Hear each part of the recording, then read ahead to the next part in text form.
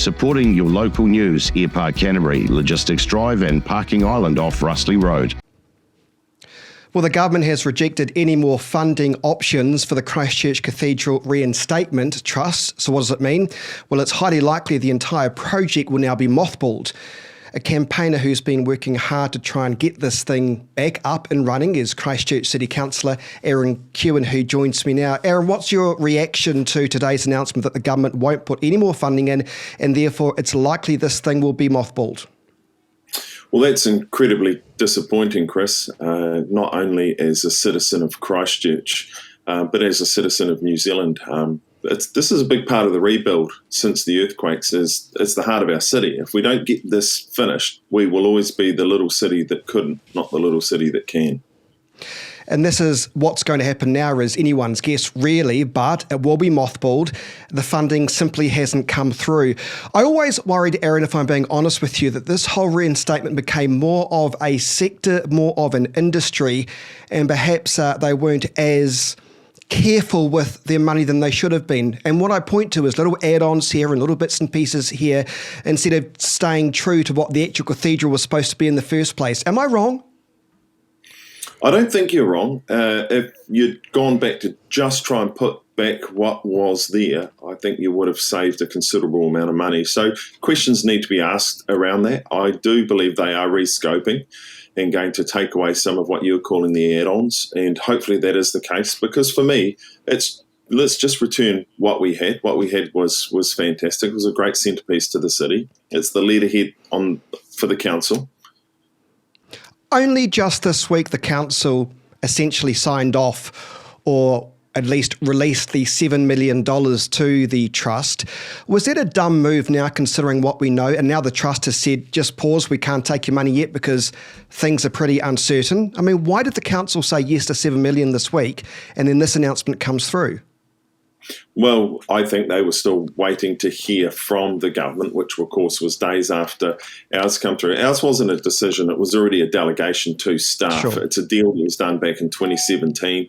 That money's already been collected. It's not new ratepayer money. It's been collected since 2017 to go towards this purpose. So we're just holding up our end of the deal. I know that tradespeople that have worked on the cathedral need to be paid, so they shouldn't be out of pocket. That's what that money's going towards, is paying actual bills that reinstate that building. Aaron, the government said categorically, no, we're not giving you more funding. This thing is likely to be mothballed, and that's according to the chairman of the trust. So what happens now? Are we going to be saddled and left with this monstrosity, or what? Two things there. First up, that's really disappointing the government have gone down that road, because you've got the centre of New Zealand's second largest city, that parts of it are still looking like they did in 2012, and that has to change. We need to get on, get that finished, get our entire rebuild, and some of it is absolutely spectacular. We need to see this completed. We need to get on and prove to ourselves, as much as the rest of the world, that we can complete a project like that.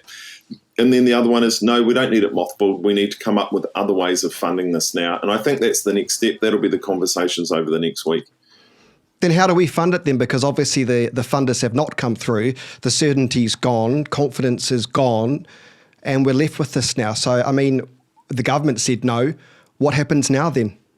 Well, I think this is where the real story starts. The people putting your hand out to the government is always easy money. You know, as a country, we're always like, oh, it's the government's fault. You give us money. No, I think we can get on and do this without going to the government or the ratepayer, the obvious easy funding sources. And we ask Anglicans to put up the money themselves. And I don't mean the Anglican Church per se. They can put up some if they want, but for people like myself who become an Anglican as a child, and growing up in Woolston, I would have probably ended up on the wrong side of the tracks if I hadn't gone to the local Sunday school in St John Street and got a good moral, well, an averagely good moral grounding to take me forward in life. So I myself put in $1 a day towards this cathedral. I've signed up, Chris, so I give $7 every week.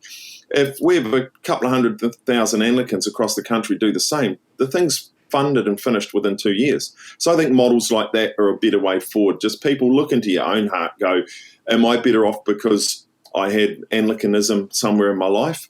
yes, so I will put in some money. And then others that if you have a business in Christchurch that you think New Zealand's second largest city is going to be better off being finished, you might also do the same. And coming together collectively, I think we can solve the problem.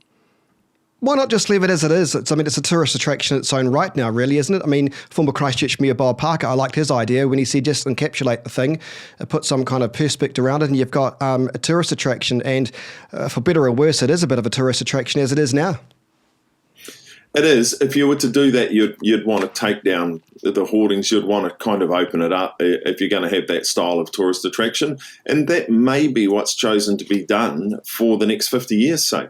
And then in 50 years' time, they might go, well, now let's fix it. Just because you don't have to do it right now, but it's not going anywhere. It would spend forever in court to be demolished. So that's not going to happen. So either way, I'm not completely giving up on this being fixed somehow.